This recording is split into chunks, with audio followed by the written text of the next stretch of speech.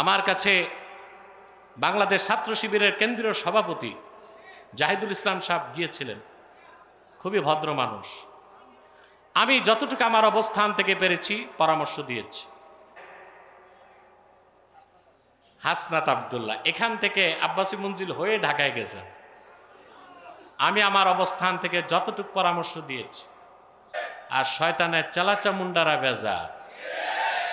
আগে সারা দেশে একটা সমস্যা ছিল, বাউল গান, ডিজে পার্টি আর বৈশাখী মেলায় অনুমতি লাগতো না। তাফসির মাহফিল শুনলেই 34টা শর্ত দিত, যেন বিরক্ত হয় মানুষ, কোরআনের মাহফিল ছেড়ে দেয়।